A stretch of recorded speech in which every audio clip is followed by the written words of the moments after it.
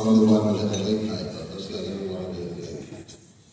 But thank you, it's good to be back here once again, and I want to appreciate all of you for your attendance.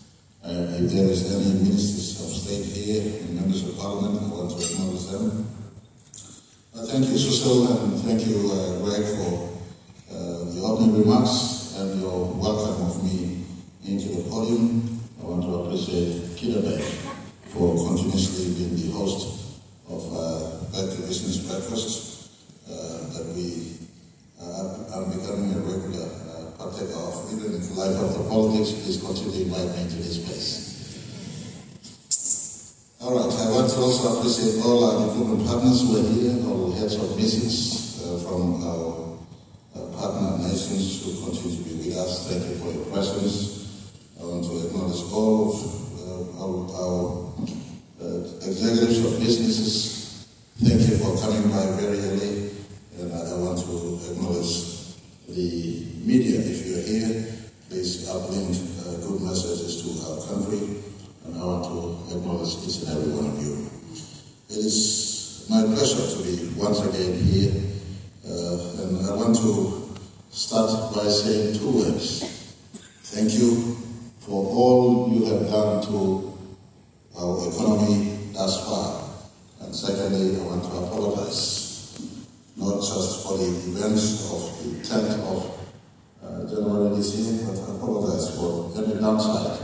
If you feel that your government or your country has not been a wonderful host to all of you who pay your fair share of taxes, I want to say we are sorry and we apologize to all of you who pay taxes to Papua New Guinea. Sincerely apologize from our front. But I want to say, having said this, to give you also some context, Papua New Guinea always rebound from some of the dark times in our nation's life. If I could quickly go back through our history, retrospectively speaking, since 1975 we have our fair share of moments. The biggest, in my view, as Sado that continues to cast into our time today has been the Bougainville crisis. When it happened in 1988, we were only a nation that was 14 years old in as far as our sovereignty and independence was concerned. 1988 to 1998, 10-year period where we had our economy being exposed to some of our dark moments. But we rebounded.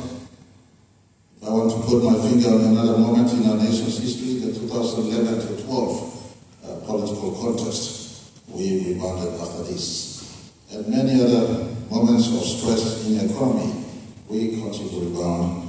And for all of us who live with the nightmare of 10th of January this year, I want to give you all full assurance that as government, we're looking into what happened and we are taking full stock take and lessons learned, especially lessons learned when police are not at work, have been taken to heart so that we secure our country better. We create an efficient police. Part of my visit to Canberra last week, I was not only speaking, but I had some visit to key facilities and some of the agreements we signed with the Australian government, especially the bilateral security agreement. I spent 2 good hours in the facilities outside of Canberra, seeing the state-of-the-art police capacity Canberra and Australia has that we can import into our police support here, working with the Australian government. So lessons learned, and we are working to uplift the game in respect to some of the downsides of our broken down system that we are living with today. So I want to say thank you very much for your support to our country, and I did apologize. I said sorry for the nightmares all of us live with, or some of you live through. We hope that we do justice to your continued tax paying to our country as we move forward into your future. That has been our past, and I want to present to you a possibility of a brighter future. Government is sensitive to removing impediments in the economy so that businesses grow. Business pay tax and government serve the country. And so we are very sensitive to the need to remove impediments. And I want to indicate to you, as most of you know, government have registered law and order as #1 need. Enabling infrastructure as a key need also. Public utilities, water, power as a key focus area. Government public policy. Policies that create laws must be good for all of us. For instance, Greg mentioned to me earlier on the bank tax. And I said, you're speaking to your nation's treasurer, so I'm mindful of what he's speaking. We'll have a look into these matters. And so government is mindful that our policies and our laws must be cognizant to assist grow the economy and stimulate growth in our country. And I want to touch on a little bit of some of the policies we right now have on the table. This coming Parliament sitting, trust me, there will be nothing exciting as far as change of government is concerned. We are focused on doing work and we'll be in Parliament. One key law that we will bring into in Parliament this sitting is to give notice on a court restructure we are doing in our country. We are introducing an appeals court and we are elevating Supreme Court away from National Court. So there's a distinct Supreme Court and there's an appeals court on top of our National Court. This is a fundamental change we're doing, working with our Chief Justice and his judges to ensure we bring in the appeals court into the picture. You have all known by now we've increased the ceiling of judges to employ. We were working with a 40-judge ceiling in our country for the last 40 years.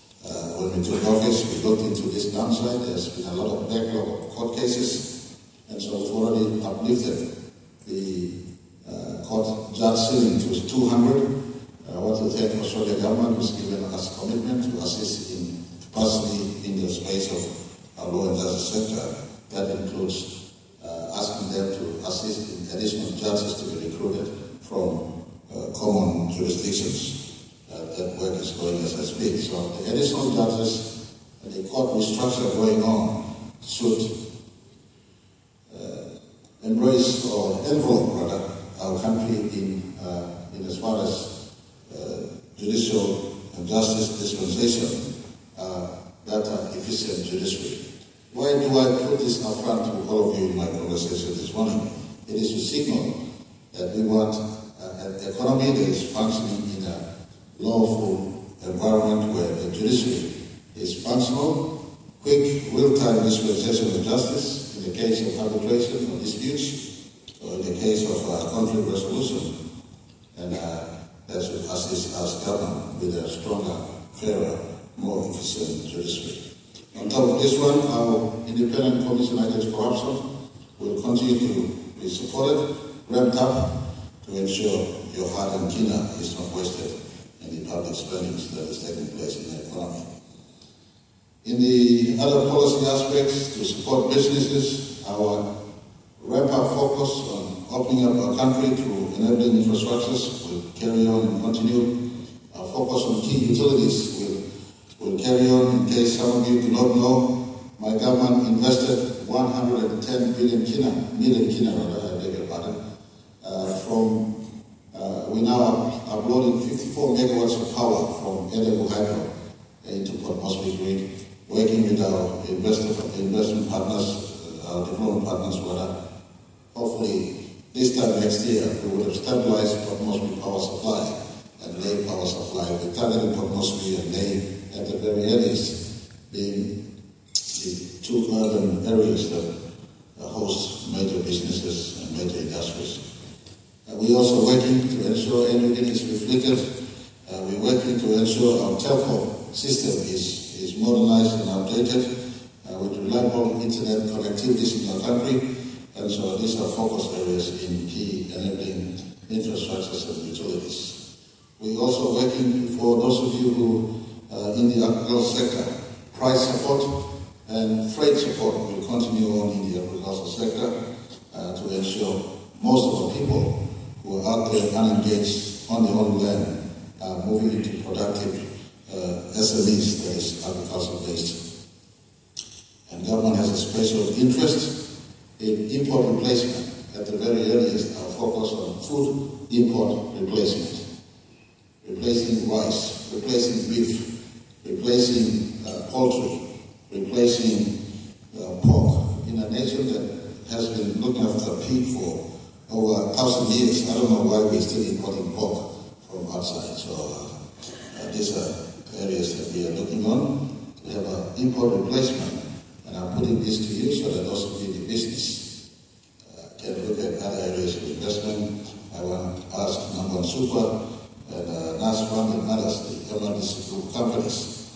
If you're looking for places to invest, I'm pointing to you some areas. You don't need to by bringing customers from outside. Currently, in terms of import Kenya flight, over 2 to 3 billion Kenya takes flight every year out of our country because we're importing food from outside. That's the easiest place where we could plow back and keeping money in our country. So government policies are tuned to support growth in the economy. When I took to government in 2019, we were operating on a 79 billion Kenya economy.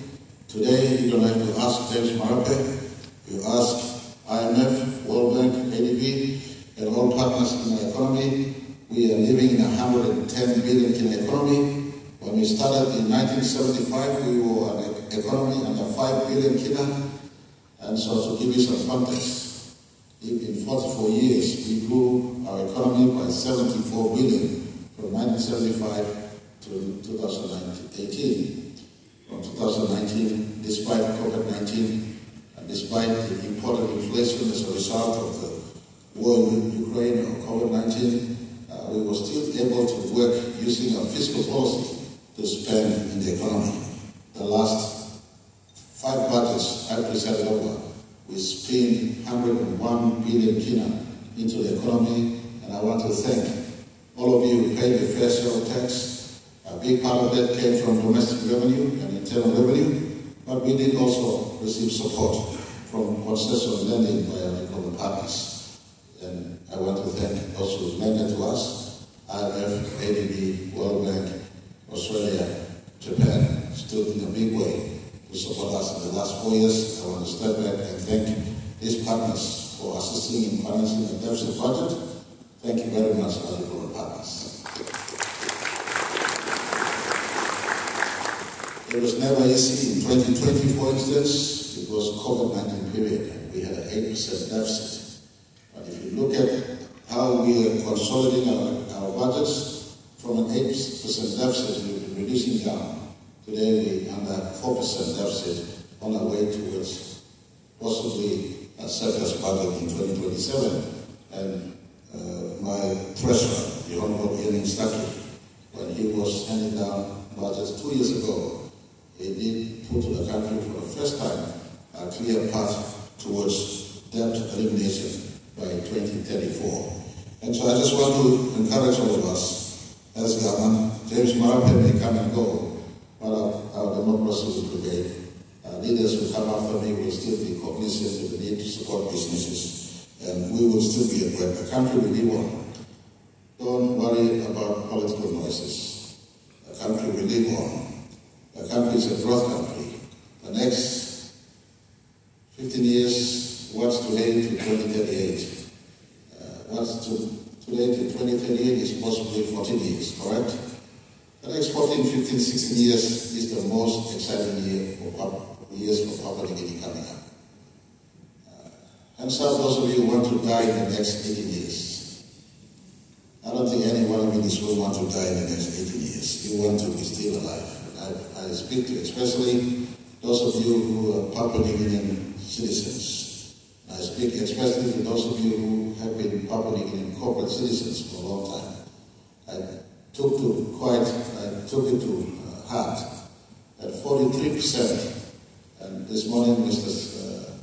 Jonathan Sito from PricewaterhouseCoopers was indicating to me that the losses that happened in 10th of January, 43% of our business will be here with us for more than 25 years. I just want to say I am sorry. I did say earlier, I'm sorry. Government is later today. I'm having a cabinet at 9 o'clock. We are now announcing a support package for businesses lost in the mayhem of January 10th. I am not at liberty to announce today. I know the package, but Cabinet hasn't approved this yet, so I have to respect my Cabinet. But we will announce the support to those who have lost businesses. But the point I was making is that 43% of them have been with us for more than 25 years. All of you are here long term. You're not going to demise in the next 18 years that is coming up, or 20 years that is coming up. I just concluded a wonderful convention, national convention with the Papua Party team, not just elected leadership, but my constituent far and wide throughout the country. We have pledged as a party that has given birth to this country. We have pledged that the next 20 years, in whatever capacity our party is in, we will continue to play to make our policies translate to a better country. And I want to announce today that the 5 projects I said in 2 mining and petroleum conferences ago are still on the table. And I want to thank ExxonMobil for picking up exploration. Last 2 years they've started exploration with consistent encouragement from the government. And excuse me. Very soon we will announce some support to those who are in the exploration sector, including support to ExxonMobil, on incentives we will give them to affirm resources we have. One of the good resources they have identified is the water-based gas resource area northwest of Keramatan as I speak. That possibly could bring to the table additional gas resource.